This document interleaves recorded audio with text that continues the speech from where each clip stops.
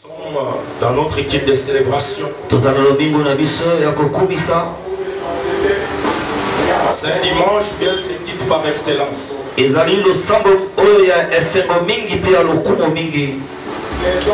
C'est un culte qu'on se présente devant les rois des rois. Par sa grâce. C'est un culte qu'on doit oublier tous nos fardeaux, tous nos problèmes, les difficultés, et se présenter devant les rois des rois. C'est lui qui est le maître d'État. Est-ce qu'on peut acclamer pour ces dieux? Acclamez, acclamez, acclamez. Les sept dieux qui méritent les acclamations. Les sept dieux qui méritent les sept dieux que tout le monde les sept dieux que tout le monde adore aujourd'hui.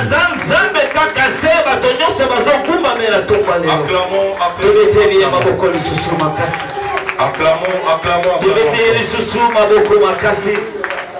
alléluia. Amen. Moi je suis dans la joie ce matin. Parce que ce dimanche, c'est un dimanche mémorial. Le dimanche que notre Dieu Jésus-Christ Nazareth a fait son entrée triomphale à Jérusalem. Alléluia. Amen. C'est ce que nos frères en face qui appellent un dimanche de Rameau. Moi je dis c'est un dimanche de récolte. Est-ce qu'on peut acclamer pour ce dimanche de récolte? Acclamons le roi des rois. Alléluia. Amen. Aujourd'hui nous allons tout faire pour ramasser beaucoup de choses. Par la grâce de Dieu, Dieu fera ensuite en fait que nous puissions quand même faire quelque chose de ça.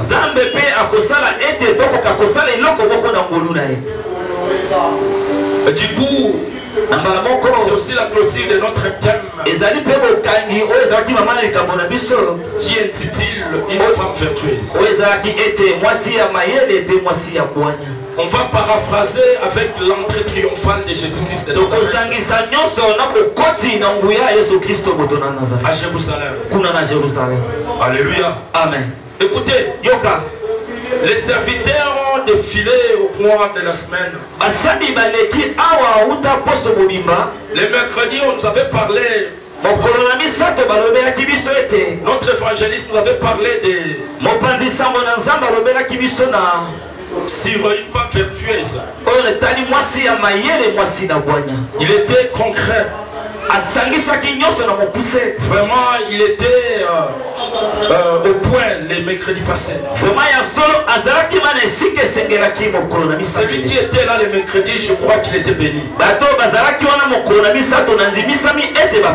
Sur le thème Une femme vertueuse.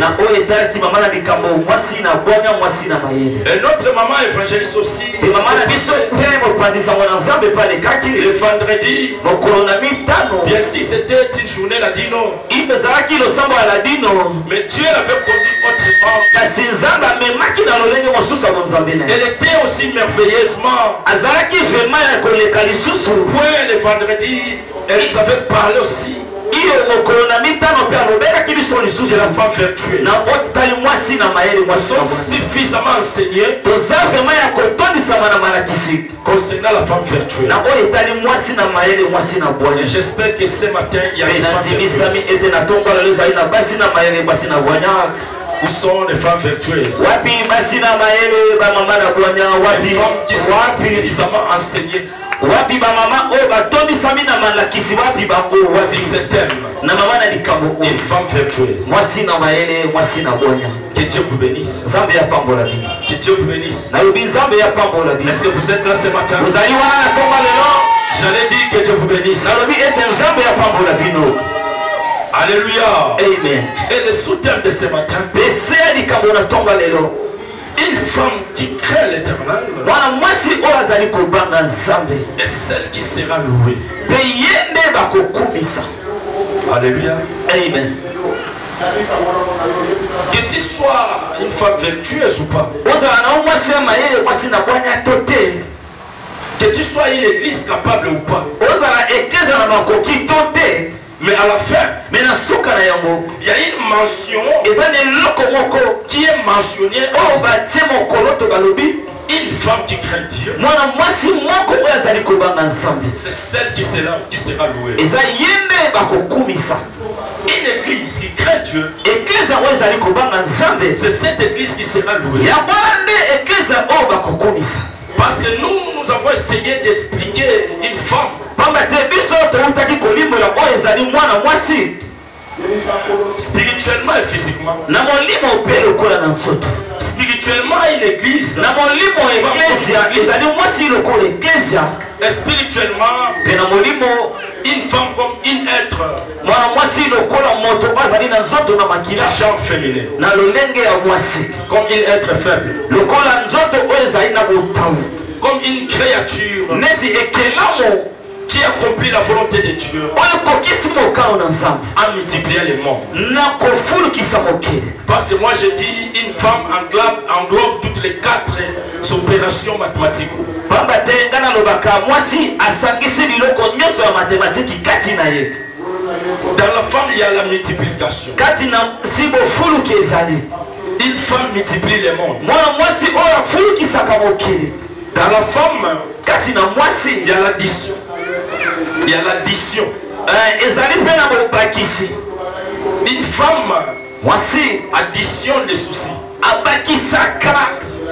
Dans la femme, Kati na mwasi il y a la soustraction. eza mpe na bolongoli. Une femme soustrait l'argent. Mwasi mpe alongolaka oyo eza mosolo. Dans la femme, Kati na mwasi il y a la division. eza mpe na bokapwani. Une femme divise les amis. Akabolaka mpe na baninga. Est-ce qu'on peut acclamer les rois de Dieu? Tebeteni mokoza bakonzi maboko. Amen. Je ne sais pas si c'est dit vrai. Nayebi te soki nalobi solo te. Ce que je dis est vrai. Eza ya solo papa. On peut acclamer les rois de Dieu. Tebeteni mokoza bakonzi maboko makasi. Je disais, une femme englobe toutes les 4 trésors. Nalobi mwasi asangisaka biloko nyonso. Mais Kasi je ne pense pas que ce sont les femmes de cette âge. nabanzi te ke ezali basi ya setra. Biologiquement parlant, Na kotala boye koloba une femme reste femme. mwasi atikali mwasi. Mais spirituellement parlant, Me na molimo une femme accueille d'autres habitudes spirituelles mwasi abakisaka to ayambaka biloko mosusu ya molimo. qui fait qu'une femme transforme le monde. Oyo esala ete mwasi abongola makambo na Une femme mokili. impacte le monde. Mwana mwasi oyo akoningisa mokili. Une femme impacte sa génération. Mwasi oyo akoningisa ekeke na ye. La région, on avait dit, Tala ntina tolobaki ete sans femme, sans vie. kozanga mwasi bomoi eza te. Vie la maman, Hakuna maisha. hakuna maisha. Amen. No men, no life. On peut acclamer. Tobeteli bokonza bakonzi. Le 30e. Tokobanda na verset nango ya 30 biso. La grâce est trompeuse. Ngolu ekosaka totanga biso nyonso motatika na sima te. Zwa bibi ezala ya telefone fongola tanga. Ingénieur, essaye un peu de diminuer le micro des modérateurs. Ingénieur Freddy bongisa kuna. 30. 1, 2, 3. Allons-y. OK. La grâce est trompeuse. Et la beauté est vaine. La femme qui craint l'Éternel est celle qui sera louée. On peut recommencer. Tobandeli. 1, 2, 3. Allons-y. La grâce est trompeuse. Et la beauté est vaine. La femme qui craint l'Éternel et celle qui sera louée peut acclamer le roi. Merci, nous pouvons nous asseoir. Alléluia. Amen. Écoutez, Yoka. de Genèse Apocalypse, la Bible parle largement de la femme.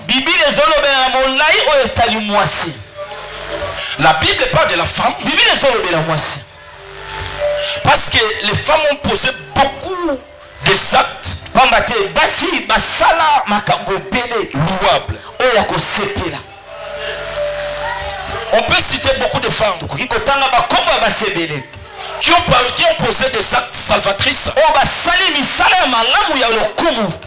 des actes qui ont impacté ce monde, qui ont posé des actes louables. Alléluia. Amen. Les femmes comme Anne, elles sont nombreuses. Les femmes comme des Abigail. Alléluia. Amen. Ce sont des femmes qui ont posé des actes. Ces femmes-là sont comme des exemples de femmes. Ils nous ont donné quand même une ligne à suivre, une conduite à suivre.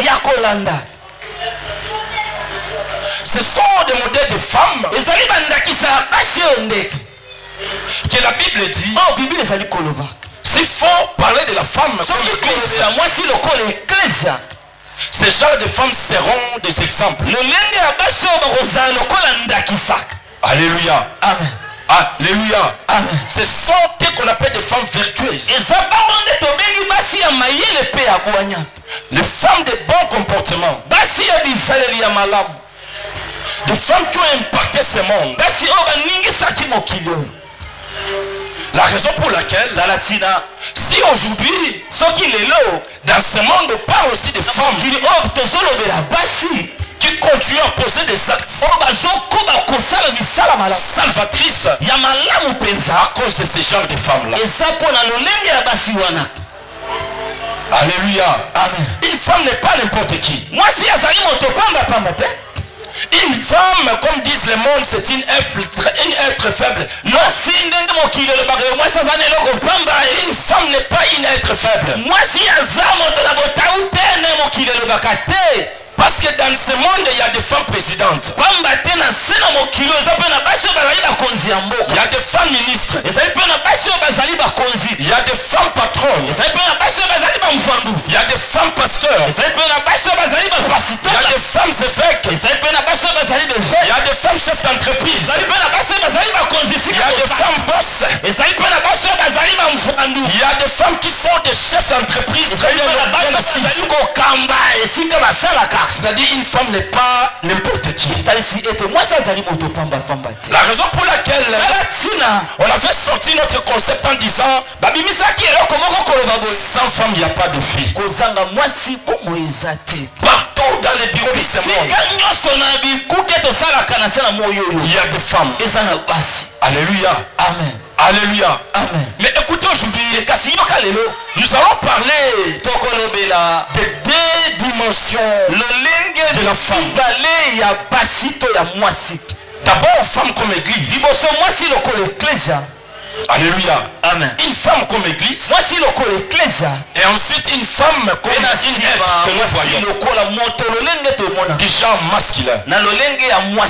Est-ce que nous sommes là ce matin? Amen. Est-ce que nous sommes là? Amen. Jésus-Christ, le propriétaire de l'église, parle à Pierre. Il dit Pierre, toi tu es Pierre. Mais tu dois savoir, si toi Pierre, moi je bâtirai mon église. Là du coup nous sommes en train de parler une femme comme église. On parle de l'église, c'est dans le nouvel alliance, dans la nouvelle alliance. Dans l'ancienne alliance, on ne parlait pas de l'église. C'est dans la nouvelle alliance que nous sommes en train de parler de l'église. C'est Jésus qui parle à Pierre. En grec, il dit ceci. Je cite. Moi, je suis Pétros. Non, je suis Pétra.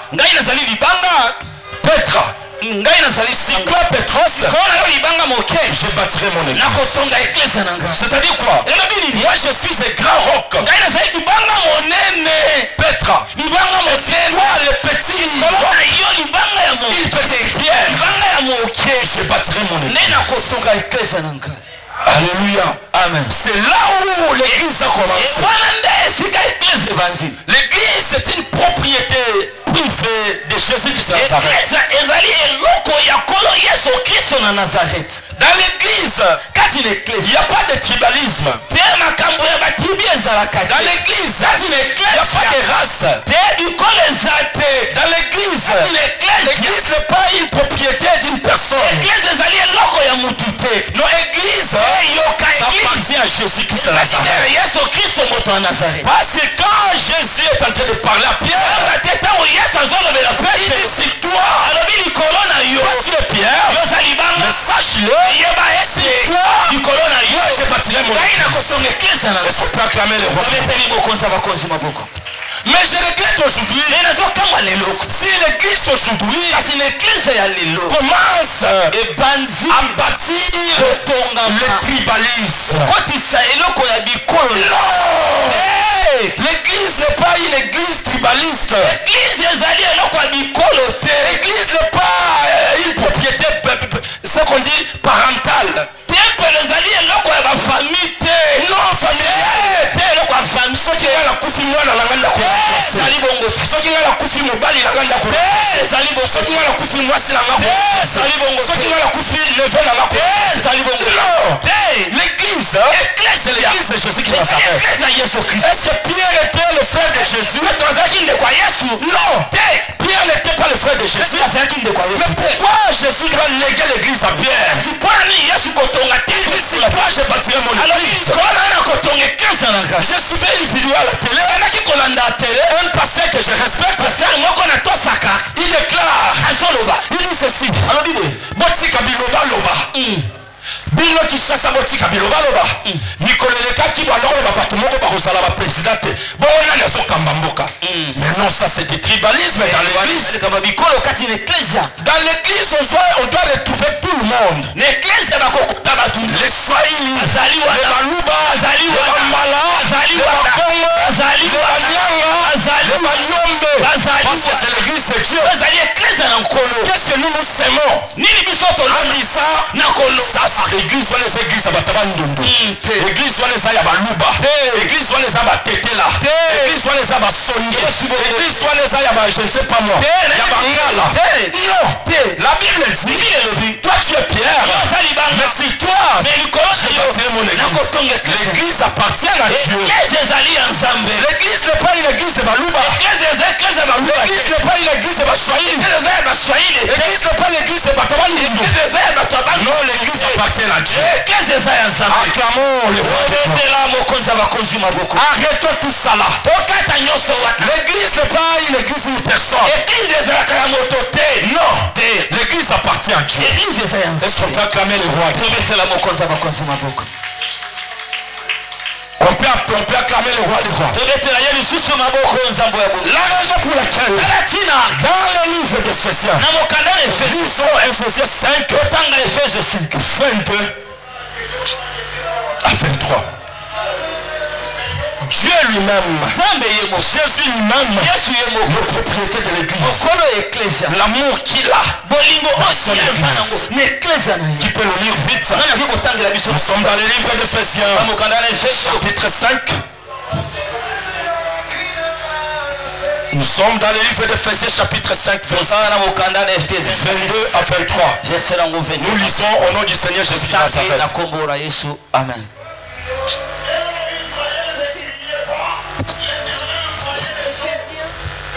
Nous sommes dans le livre d'Éphésiens. Éphésiens chapitre 5, versets 22 à 23, nous lisons au nom de Jésus. Amen.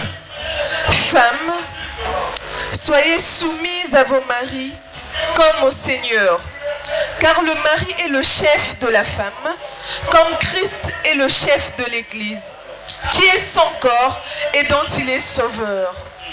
Tu peux recommencer, recommence bien.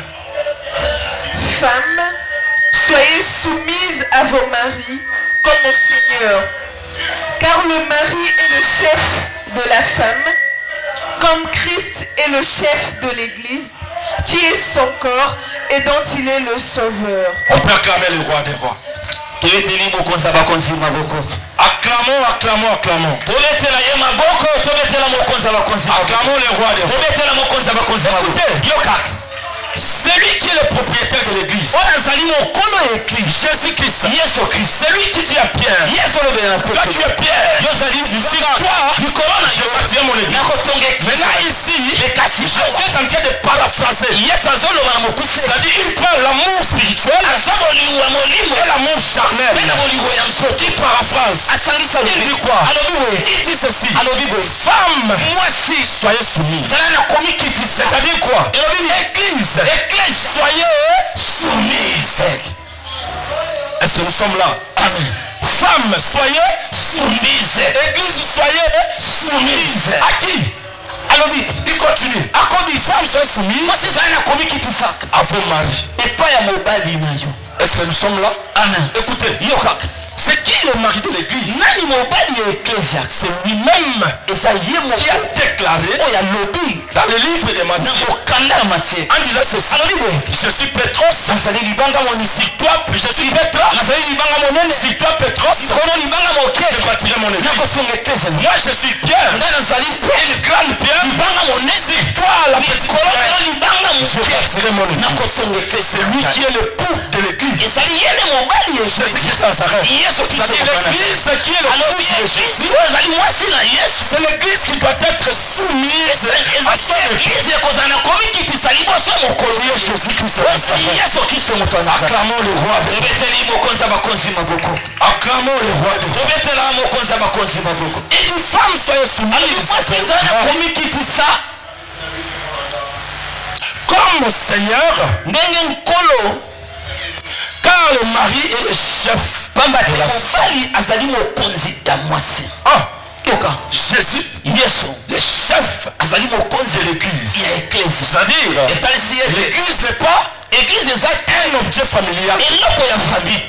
Parce que Jésus est le chef de l'église. Alléluia. Amen. Alléluia. Amen. Aujourd'hui dans nos églises, lorsqu'un frère commence à monter dans les choses spirituelles, la famille se réunit. Toi tu ne peux pas succéder à l'église. Toi tu penses que c'est toi qui seras après notre papa, après notre maman. Non. La Bible ne nous dit pas ça. Ça ce n'est pas être soumise. L'église doit être soumise. Ces gens d'église, ce sont des églises mortes. Bien qu'aujourd'hui au Congo c'est la coutume. Dès que le père est parti, c'est le fils, ou bien la fille, ou bien sa femme qui succède. Écoutez, là, nous sommes dans le péché. Parce que la Bible dit, Pierre n'était même pas le membre de la famille. Mais Jésus a légué l'église. Et si c'est l'église aujourd'hui doit être soumise à Dieu, nous sommes obligés de respecter ces personnes. Sinon ce n'est pas une église. Est-ce que nous sommes là ce matin? C'est-à-dire, l'église doit respecter son mari. Une femme doit respecter son mari. Une femme doit aimer son mari. Comme Jésus-Christ aime l'église. C'est ça une église. Alléluia. C'est ça une église. Si aujourd'hui les bâtiments de l'église n'arrivent pas à respecter, c'est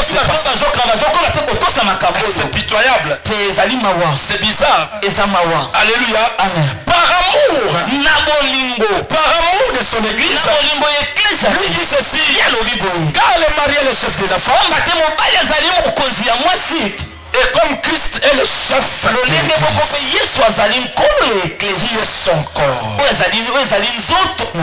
Si la femme doit respecter son mari qui est son chef, l'église aussi doit respecter Jésus-Christ qui est son chef. Est-ce que nous sommes là? Amen. Regardez les parallélismes.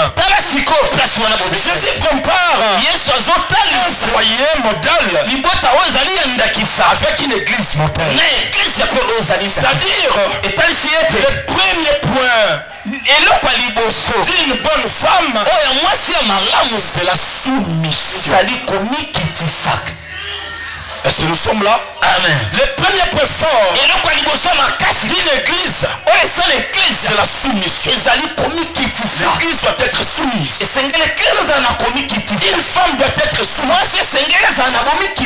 Écoutez, venons maintenant parler de la femme vertueuse. Une femme vertueuse doit être soumise envers son mari.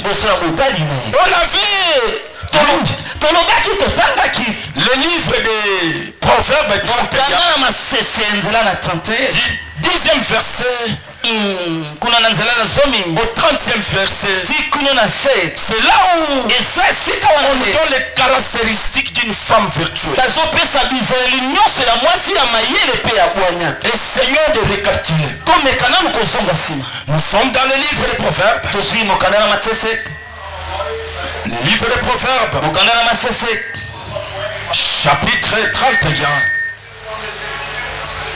Proverbe 31. Chapitre 31. Nous commençons le 10e verset. Qui peut trouver une femme vertueuse? Elle a bien plus de valeur que les perles. Mais si nous descendons en bas, nous allons comprendre là où on parle de la soumission.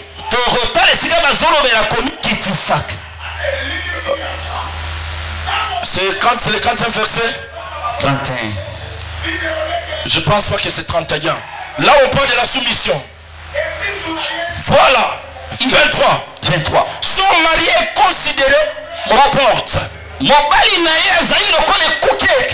Lorsqu'on est considéré aux portes, lorsque le mari vient, du coup il est considéré. Là on parle de la considération. Est-ce que nous sommes là? Amen. Là on parle de la soumission. Lorsque le mari vient, du coup il est considéré. Son mari est considéré aux portes, même lorsqu'il siège avec ses anciens. Alléluia. Amen. Est-ce que vous savez qu'aujourd'hui il y a beaucoup de gens qui ne sont pas considérés? Il y a des femmes qui ne sont pas soumises. Alléluia. Amen. Aujourd'hui vous êtes là. Dans nos églises, nous sommes venus chercher Jésus. Tu pries que Dieu te donne le mariage. Lorsque Dieu va te donner le mariage, sache-le, tu dois être soumis. Sinon, tu ne vas pas loin avec ton mariage. Parce que les hommes aiment la soumission. C'est biblique. Soyez soumise, toi femme. Batia on a libala un mois. Chérie. Dès que chérie arrive. Chérie, comment était la journée? Comment ça a été la journée? Tu commences à les déboutonner. Chérie, viens. La table est prête. Chérie, j'ai mis de l'eau. papa na bana yakana tsaki déjà mai kuna na douche. Là tu commences à kolongola ba sende la ba tomso ba. Obandi kolongola ba sende po kangama na mongongo te. Même si tu dormais, ton chéri t'appelle. Chéri, oui chéri, oui papa. Fais-moi ça. Tu te réveilles facilement. Maintenant aussi moi na moko. So ba bengo chéri biloko ko lesa wapi. Tala na mesa kuna. Yo moko. Yebi sikana chaka. Kende ko tala kuna. Esikana chaka yebi. Est-ce que moto moko soka va bien? Amen. Kende ko tala sa wapi. Esikana chaka. Isiko zwaka. Tu l'appelles chéri. Obengi chéri. Oteli ngama ya kosokola te. Oyebi robine kuna te. Eza wapi. Kino tujimo toka mai na pompe moko te. Hein? Kino toka na pompe ezo bimati. Une femme vertueuse. Moi ça m'a yé. Une femme soumise. Moi ça gomi kitisa. Alléluia. Amen. Alléluia. Amen. Il y a une vidéo que je regarde cette dernière. La vidéo moko na talaka. Et ça la maman moko zolo baboy. Abina bandako na biso. Soki bande kwa mibali baye ndako ezalaka kaka te. So bande kwa mibali baye ndako ezalaka kaka te. Mais soki bande kwa mwasi baye pa ndako batondi ndako komi nini kaka. Ndako molunge na ko kasute bato batondeli ngapo. Est-ce que moto moko so comprendre nga? Amen. Est-ce que moto moko so kama? Amen. Non. Ce n'est pas ça. Une femme, tu dois être soumise. Moi, c'est Seigneur na komi kitisa. Alléluia. Amen. Une femme doit considérer son mari à la porte. Même s'il est assis avec les anciens. Les bassins Mikolo, non. Mobala le bamoko yazana 18. Et ça yes on est à la cuisine à bande konaye kuna bazo seka. La cuisine. Voilà bazo seka. Ça mon ndoko mobala koti. Kande koti. Voilà sunani. Kasi rojete. Ndoka mobali nayo. Baoya bayala kindoki na ndako. Bango ka. Yango misala biso simba teka bango. Oka koti na ndako ka pona bango. Est-ce que moto moko sokanga? Une femme soumise. Une femme vertueuse. Est-ce que moto moko sokanga yawa? Amen. Bande kono se ki baye bana problème te. Bande kono problème baya na bango. Bango la kande ko mobali ye wana zo na costume. Angel, awa ko ba costume makase ye awa. Bokanga la congélateur bokanga. Chakle, kanga congélateur. Chakle. Kanga pena réchaud. Kanga pena réchaud. Maya fufe komi maya nini? Maya kosokola. Alléluia. Kabaka mwasa mayele. Kabaka mwasi ya bwana. Mais nzoka soko za mwasi ya mayele. Tango somo la kaba ndeko papa basoya. Tatine, ndeni bien papa. Boli bino kuna. Toza bien. Bolali ndeni. Tolali bien. Biso pe toza bien mais papa ke musala. Angel bote la tantine maya nini? Maya fufu ali atabonga leka kende. O sale la ya tamwa bouillon. Ya mbangu. Allez, soki tantine akei muno be sali nini? Ikangami. Ata ndako tonga so bandi ko lia kaka. Abandika. Gisèle, tala batu batonga ka obango. Wala zolia. Abandi so ko bimisa makamba. Gisèle yam tata. Vérité ba ni ba le kufa Gisèle. Ba vérité so ba ya ko ya mabangote. Wala zolia. Après ko lia aussi 5000 sani. Opesi. Ya umela la libalo ela. Mutu moko ta bundisa yo. Est-ce que moto moko soka nga? Mwasa mayele mwasi na. Eloko ni le sali ka bimisa makambo wana. Fufu. Na mwa transport. Moi 5000 ka opesi o. Ebongo yo. Est-ce que moto moko so comprendre? Amen papa. Moi si kabaka. Amen papa. La soumission. Bonikitisi. Est-ce que moto moko salia? Amen papa. Est-ce que moto moko salia? Amen papa. Et là Yesu moko kabaka. Na moni baso bala ndala TV basiliki. Te osilikate. Basi o bakabaka. Baseme ki na bomba bundela ka bango bitumbi. Baza mafoka na bango. Soki akekula ke pesa rapport. Omona Angel. Nicolas Zoto Sangate. Te osimba te yaya. Azoto Sangate. Yaya yo zamabe. Libala wa fe ku. Yaya osimba te yaya. Libala fe ku. Yaya osimba te Angel okende te. Azui téléphone. A composé. A bengi Angel Ozap. Namoni Patrice ayao. Mais soki aye yo kolobelo kotepo déjà si to sololi yo sala tranquille bala les aïe ya ya tindela ka tama $20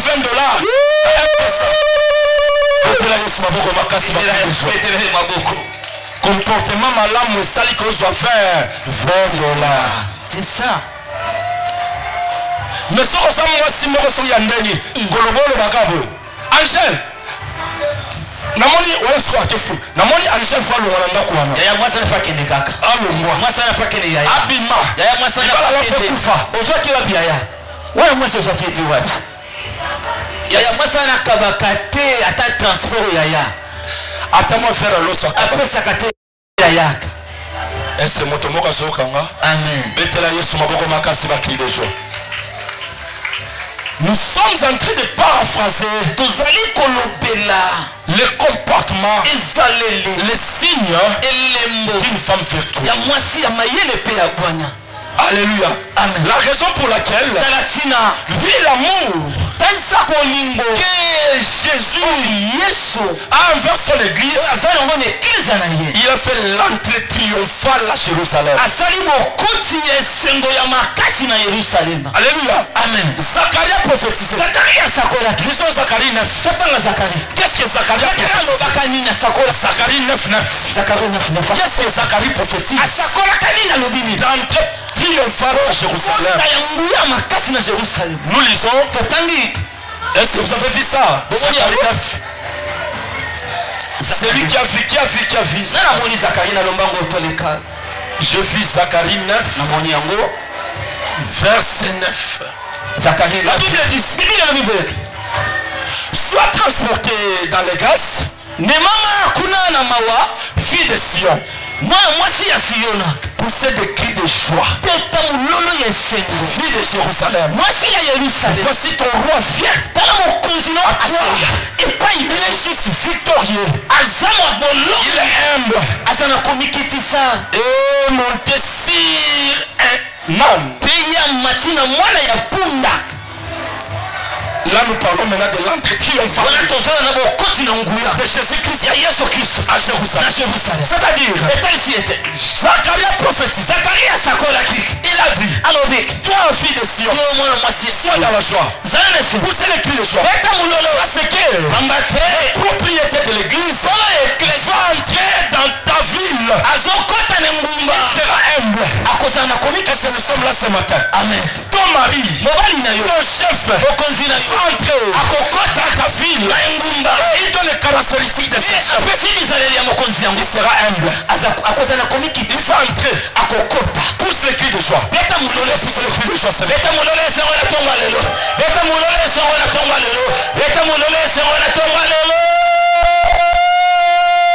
La raison pour laquelle aujourd'hui tout le monde en parle. Tout le monde nous parle de Jésus-Christ à Jérusalem.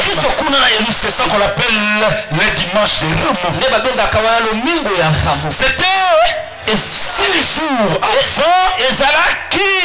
6 jours avant la résurrection de Jésus-Christ, avant la Pâque, c'est-à-dire nous le dimanche, nous allons célébrer la fête de Pâques. Est-ce que nous sommes là ce matin? Amen. On peut acclamer le roi de roi. Le chef de l'église va entrer. Il entre. Et ce matin, Jésus vient te dire, toi fille de Sion, toi fille de Sétra. Pourquoi ici il parle de fille? Fille c'est une femme, non? Oui. Donc c'est une église. Je vous avais dit, Jésus-Christ, c'est lui qui est le chef de l'église. Ici, là, Zacharie prophétise. Il dit ceci. Toi, sois dans la joie. Pousse les cris de joie. Parce que ton chef va faire son entrée. Et c'est nous sommes là ce matin. Amen. Toi aussi, prépare-toi. Prépare-toi. Disponibilise-toi. Parce que ton chef va faire son entrée. Acclamons le roi. Acclamons le roi de roi. Dans le livre de Psaumes, il dit ceci. Que vos linteaux soient levés. Parce que le roi de roi va faire son entrée. Est-ce que nous sommes là? Amen. Il dit, Alors, que vos linteaux soient élevés. Parce que le roi de gloire va faire son entrée.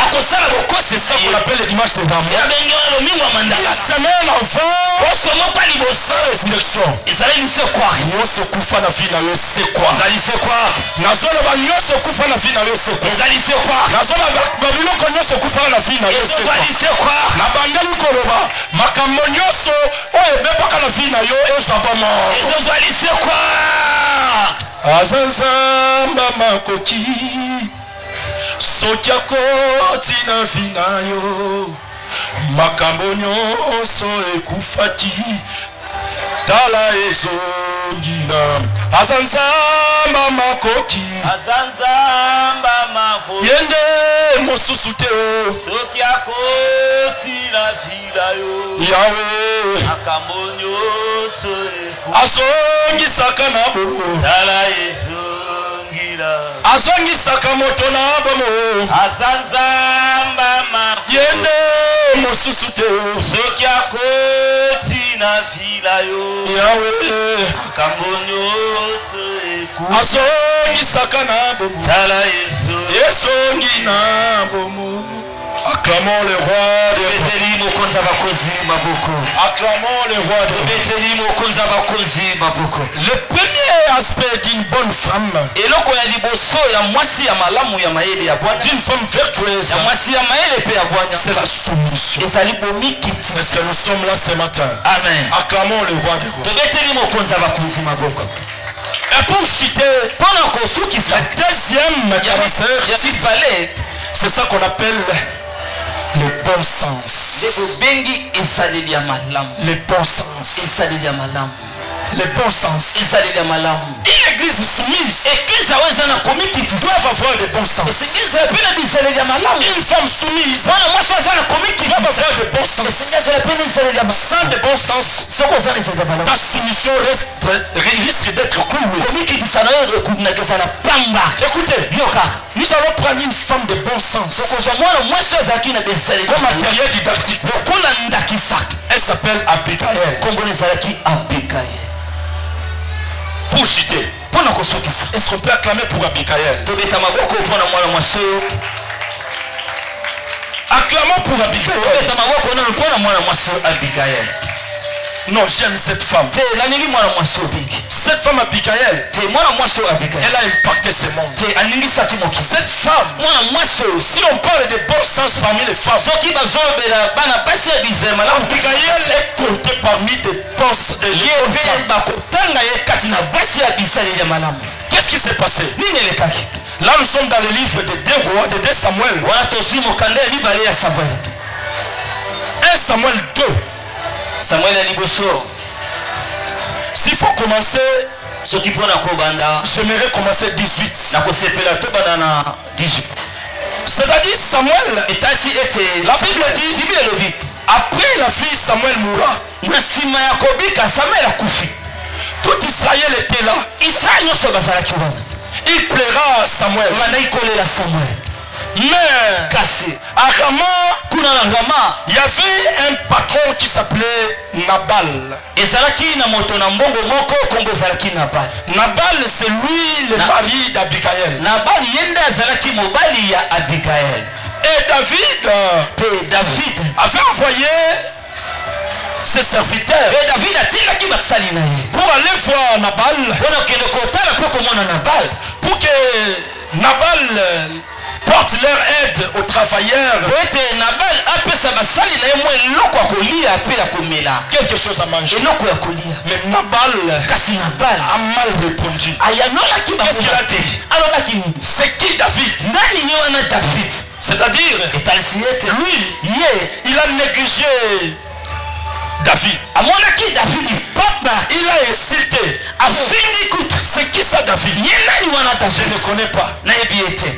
David était nerveux. Les serviteurs de David étaient nerveux. basali ya David pe batombokaki makasi. Et du coup, les serviteurs de David basali ya David sont allés rencontrer David les nouvelles. bakei koyebisa David sango oyo na mana yedu. La façon dont Nabal agit à son égard. lolenge oyo mokonzi Nabal asali liboso na basali ya David. David a pris colère. David ayoki kanda pour les tuer, pour aboma ye, pour les rendre négatifs. pe asilisa ne basilana na ye. Du coup, nambala moko les serviteurs de Nabal basali ya Nabal après cette nouvelle, bayoki sango wana, ils sont allés voir Abigail, bakei komona Abigail qui était la femme de Nabal, oyo azalaki mwasi ya Nabal, en disant, koloba ete madame, mama écoutez, yoka tel que nous sommes là, ndenge tozawa si tu n'agis pas, soki yo sali te nous risquons d'être nourris tous. On va te faire mourir. tokokufa biso nyonso soki yo sali te. David est en colère. David aza na kanda, Le chef a mal agi. mokonzi asali mabe. Est-ce que tu peux faire quelque chose? esi okoki kosala ata mwa eloko te? Est-ce que nous sommes là ce matin? Amen. La Bible dit, Bible elobi Abigail Abigail a pris l'âne, azwi maloba, a pris l'âne. azwi mwana punda.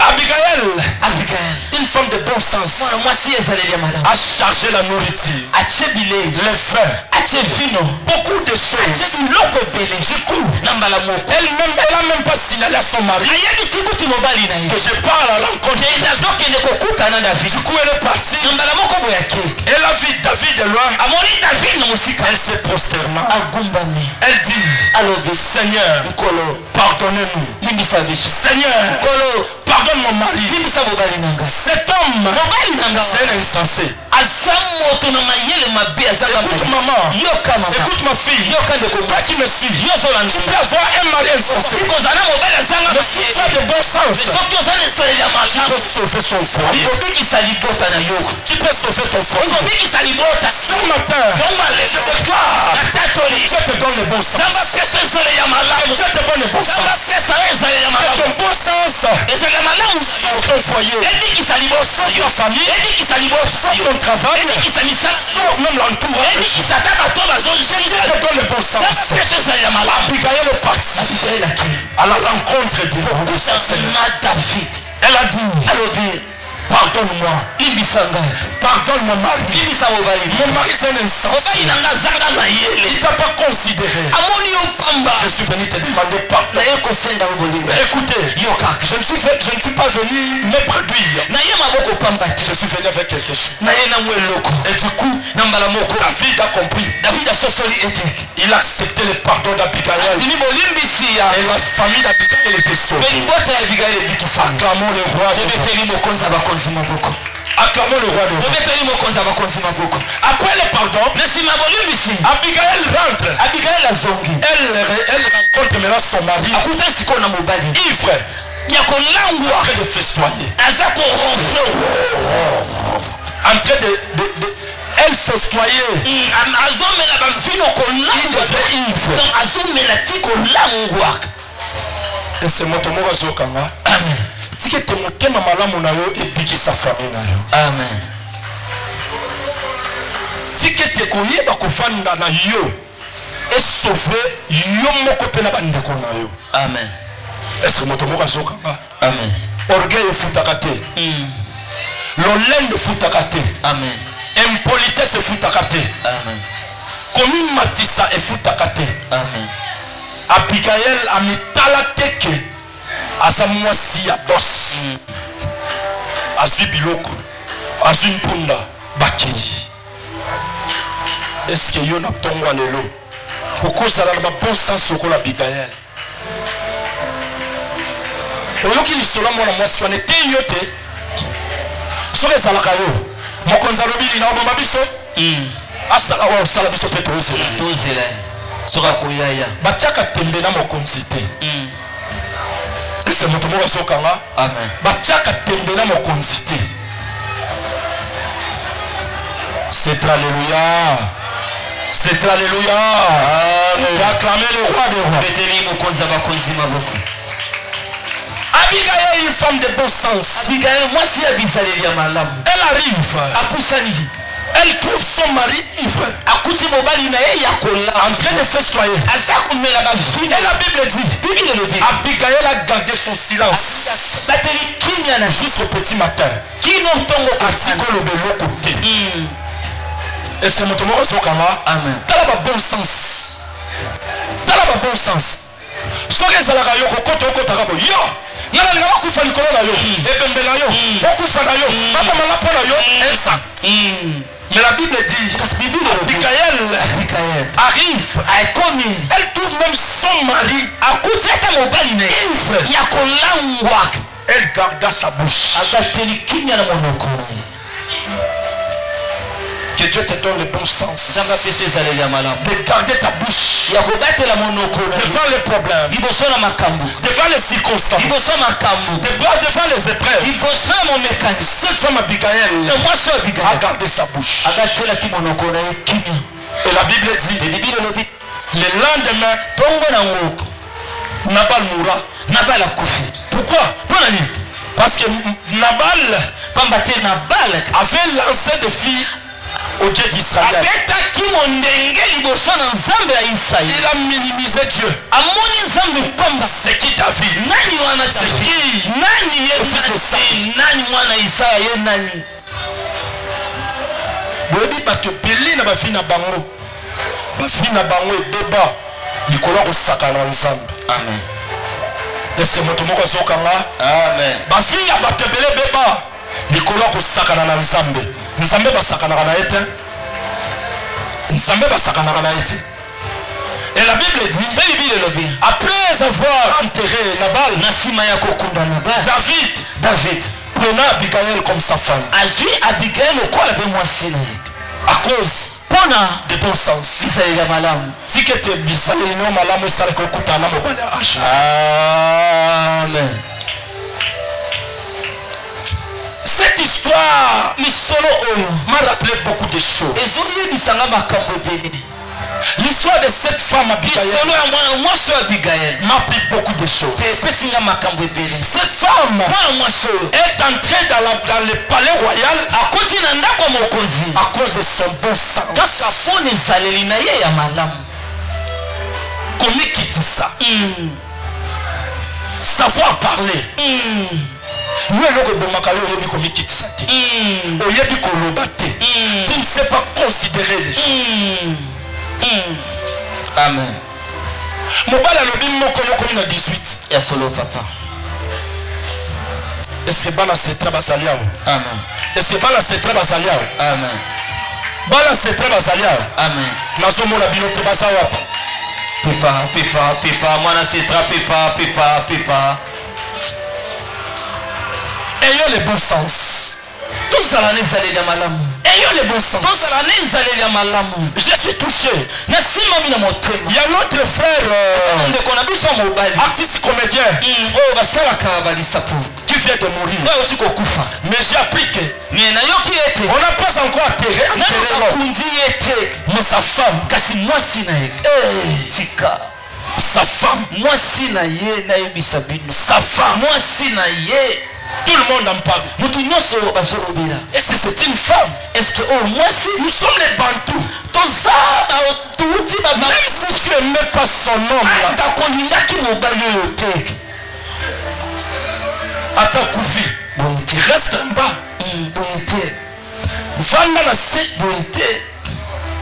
On n'a pas encore entendu le père de tes enfants. On l'a pas encore entendu. Toi tu es là dans les démarches, en train de discuter avec la famille, dans des boutiques, dans des salons de coiffure, en train de se maquiller, en train de parler, faire même des émissions dans les TikTok et tout. Tu n'es pas une bonne femme. Tu n'es pas une femme de bon sens. Non. Essayons même de copier un peu cette femme Abigail. À la longue, elle est déjà dans le palais royal. À cause de son bon sens. Ce matin, que Dieu te donne le bon sens. Ce matin, que Dieu te donne le bon sens. Ce matin, que Dieu te donne le savoir parler. Ce matin, que Dieu te donne l'esprit risque d'Abigail.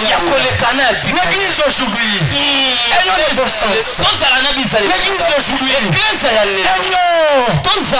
que l'esprit comme cette femme. L'église de Dieu. L'église que Jésus va entrer. L'église que Jésus va faire son entrée. Écoutez, si tu veux que Dieu entre dans ton vie, dans ta vie, dans ton cœur, dans ta vie, dans ta maison, tu dois avoir de bon sens et la soumission. Alléluia. Atalelo batu bakoganga eyenga ya mandalala. Soki ozana komikitisa te, soki ozana bon sens te, Yesu kokotaka jamais na vie na yo. Pamba. Yesu kokotaka jamais na motema na yo. Pamba. Yesu kotika la slogan. Tosima mandalala lelo sami. Eyenga mandalala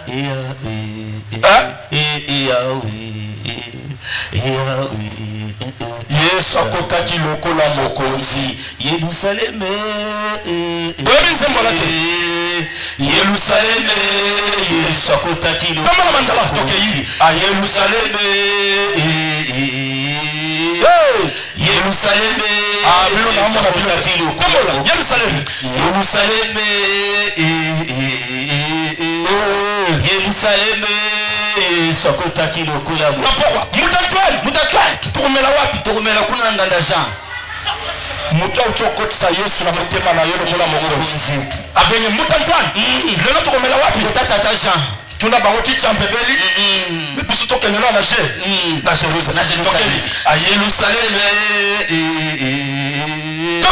Yerusalem Yesu akotaki lokola mokonzi a Yerusalem kama mandala Yerusalem Yesu akotaki Angel lelo tokufa wapi na kapela mololo Yerusalem Yesu akotaki lokola mokonzi après Yerusalem tokuta na wapi na kapela Yesu kokotaka mokolo moko te na vie na yo. Amen. Okotikala mutaba slogan. Okotikala bongo kozala bongo. Eyenga ya manda. Ne mandalala. Telema likolo. Amen. Tobeteli ya wei Nzambe maboko, betela ya wei Nzambe, betela ya wei Nzambe maboko. Telema likolo, telema likolo. Kaka place ofandi tombola maboko likolo. Commence à dire à Dieu que Dieu te donne la soumission, que Dieu te donne le bon sens. Tu veux que Dieu fasse son entretien dans ta vie. Commence à dire à Dieu que Dieu te donne le bon sens. Commence à dire à Dieu que Dieu te donne la soumission. Élève ta voix, élève ta main et commence à prier. Commence à invoquer Dieu. Que Dieu te donne le bon sens. Que Dieu te donne la soumission. Au nom de Jésus, tobondeli au centre ya wezabela Israël. Papa na makasi na biso tokokoka te. Yawe nalingi okota nzambe mokonzi kati na bomo inangai. Kasi na bizale nanga oya mabe. Nawe na ezale nanga oya mabe okokota te. Talatina na tongwa lelo na sengi lisungi na yo. Pesanga makasi pe makoki. Nazala na komikitisa. Nazala na komikitisa. Nazala na ezale ya malamu. Liboso na yo nzambe. Pe liboso na bakambi nanga na iglesia. Na famille, pena nzinga nzinga, ezala na mosala, ezala linangai, ekumisa yo nzambe, ezala linangai, ekumisa kombo na yo, papa na sengi lisungi, zamba lola, lobi nazalaki na ezaleli mabe, nazalaki moto na lolendo, nazangi tuko komikitisa, na tongwa lelo, nalingi okota na motema na ngai, nalingi na tongwa lelo, okota na bomo inanga, mokonzi abakonzi tobeleli yo na tongo pesa makasi pesa makoki nazala nezaleli ya malamu ezaleli na ngai efingisa kombo na yo te maloba na ngai efuka kombo na yo te soki lobi nazalaki maloba lokola mbeli lelo nayoki liloba na yo maloba na ngai ezala lokola mai maloba na ngai ezala bololo te zamba lola papa nasengi lisungi na yo natomba lelo olode Jésus ozotombola maboko likolo Abigail babo sens na ye lobi na wona ndele ekomisaki mwasi ya roi amen Abigail akomi mwasi ya roi pona komi kitisa yebisa nzambe alatisa yo komi kitisa po lobi oyebi te lobi na yo kozala ndenge nini nzambe arevêtir yo na ba bon sens nzambe arevêtir yo na komi kitisa nzambe alatisa yo komi kitisa tombola maboko likolo nzambe changer yo elobeli bondeli yo na kosa Yesu nzamba lola yawe na sengi nazala revêti na ba bon sens nyonso ko ute pai na yo zamba lola papa nazala revêti na komi kitisa papa longola nga kazaka nyonso lolendo longola nga kazaka nyonso ya kiorge zambe na nguya zambe na makoki natisanga kazaka ya ba bon sens nalata kazaka ya ba bon sens kazaka oyo etondi na ba bon sens na bizaleli ya malamu na ba maloba malamu na crainte na yo zamba lola ezaleli na nga na tonga lelo ekoma ndakisa Yawe soki Abigail mwasi azalaki na ba bon sens na tomba lelo biso pe awa na seta tosengi yo tosengi lisungi na yo zambe na makoki zambe na nguya ozanzambe otikali zambe bikeke na bikeke zambe